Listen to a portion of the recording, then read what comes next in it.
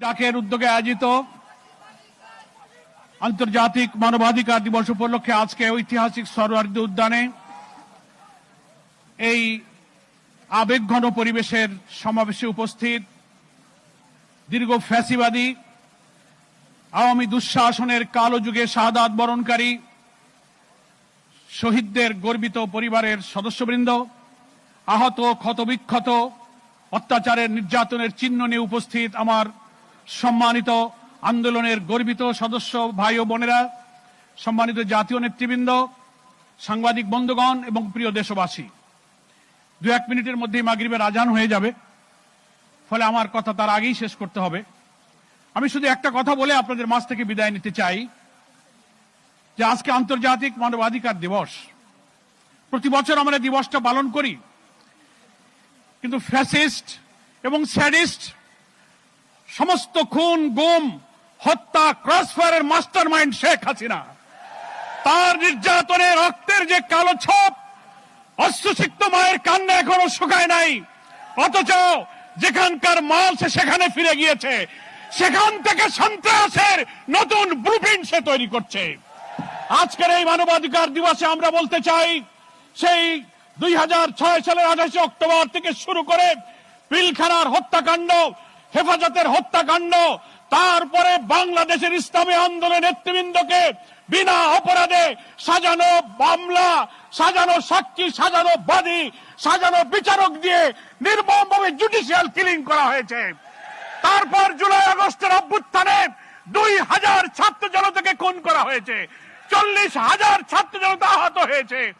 এই গুণ খুনের বিচার বাংলাদেশে না হলে আমাদের এই আন্দোলন, এই ত্যাগ, নতুন বাংলাদেশ নির্মাণের স্বপ্ন ব্যর্থ হয়ে যাবে। আমি প্রশ্ন করতে চাই, বাংলাদেশ নামক রাষ্ট্রে একটি মানবাধিকার কমিশন আছে। এই 17-18 বছরের কালো যুগে যত খুন, গুম, ক্রসফায়ার হয়েছে, মানবাধিকার কমিশন তার কি বিচার করেছে? বাংলাদেশের সংবিধানে কমিশনকে এখতিয়ার দেওয়া হয়েছে, তারা সরকারের কাছে, স্বরাষ্ট্র মন্ত্রণালয়ের কাছে অভিযোগ করতে পারে, বিচারের জন্য তারা উদ্যোগ নিতে পারে। তারা করেনি। এই কমিশন ফ্যাসিবাদের দোসর ছিল। আজকে নতুন বাংলাদেশ হতে যাচ্ছে। আমরা মনে করি আমাদের এই ফ্যাসিবাদ থেকে মুক্তি পেতে গেলে, আমাদের নতুন বাংলাদেশ নির্মাণের জন্য আমাদের প্রাণের সন্তানের যে জীবন দিয়েছে, সেই রক্তের দায় শোধ করতে গেলে আগামী জাতীয় নির্বাচনের পূর্বে আমাদের এই 24-এর অভ্যুত্থানের যে চেতনা, সেই চেতনা ধারণ করে একটি জাতীয় ঐক্যের মধ্য দিয়ে নির্বাচনী কৌশলে আওয়ামী লীগকে রাজনীতি থেকে বিদায় দিতে হবে। প্রিয় ভাইরা আমার, আজকে বাংলাদেশের মানুষ বর্তমান সরকারের অর্থাৎ অন্তর্বর্তীকালীন সরকারের প্রধান উপদেষ্টা ডক্টর মোহাম্মদ ইউনূসের ডাকে সাড়া দিয়ে গত 4 তারিখে দেশ এবং দুনিয়াকে আমার জাতীয় ঐক্যের প্রমাণ দিয়েছি। আমরা সরকারকে বলতে চাই, সরকারের অভ্যন্তরে, প্রশাসনের, judiciary, civil administration, police administration, everywhere, every sector of our society, যেখানে ফ্যাসিবাদের দোসররা আজও ঘাপটি মেরে বসে আছে, এদের থেকে প্রশাসনকে পরিচ্ছন্ন না করলে অবাধ নির্বাচন হতে পারে না। সেই জন্য আপনারা শক্ত হন, দৃঢ় হন, ঝুঁকি গ্রহণ করুন।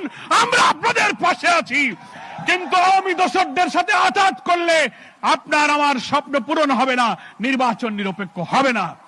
সেই জন্য হাজার শহীদের রক্তের দায় শোধ করার জন্য আসুন, নতুন একটি বাংলাদেশ নির্মাণ করে আমাদের এমন বাংলাদেশ আমরা চাই, যেখানে গণতন্ত্র, ভোটাধিকার, মানবিক মূল্যবোধ, সাম্য, সামাজিক সুবিচার, নিরন্ন মানুষের দুঃখ কষ্ট, অনাহারী বস্ত্রহীনের কান্না থাকবে না, ইনসাফপূর্ণ সমৃদ্ধ বাংলাদেশ হবে।